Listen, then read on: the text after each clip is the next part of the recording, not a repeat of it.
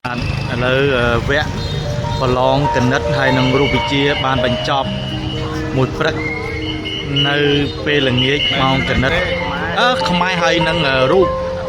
អក្សរបាទអក្សរសាស្ត្រខ្មែរបាទទិដ្ឋភាពសិស្សចេញពីមណ្ឌលប្រឡងសុភារស់ទឹកមុខអត់រិចទេទឹកមុខដូចជាក្រៀមក្រំដល់ហើយមិនដែរអូនខឹមហ៎ខឹមហើយខឹមមួយមិនដែរកូនសង្ឃឹមហ៎ខឹមអានតោះនេះចាំមើលងាយតិចចឹងដល់ស្មារតីហ្នឹងគាត់ខឹមទៀត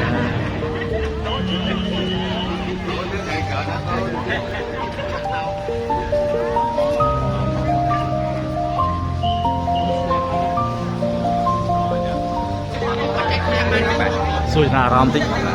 មិនដែរកូនធ្វើបានច្រើនទេសង្ឃឹមអត់ខឹមនេះច្បាស់និយាយឡើងចឹង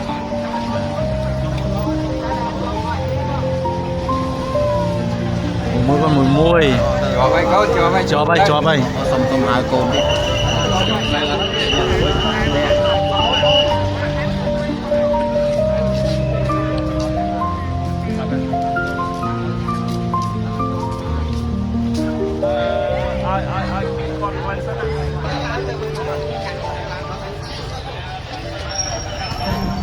ិច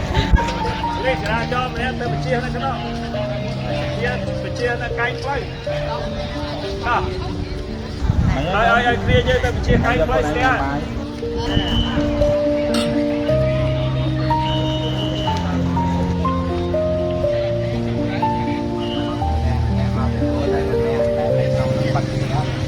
តែប៉ុណ្ណាទៅទូភ័យជាងអ្នកនៅក្នុងទៀតណា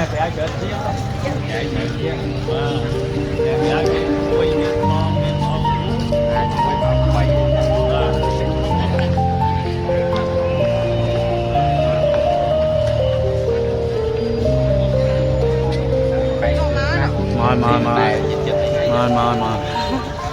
កមើលហ่าមិនដែរកូនសង្ឃឹមអត់ខឹមហ៎អូដូចអ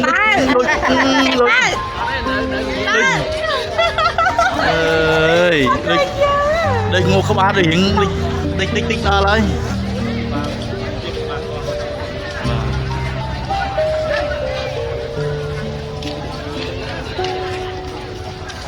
មិនដែរថ្ងៃទី2កូនសង្ឃឹមហ៎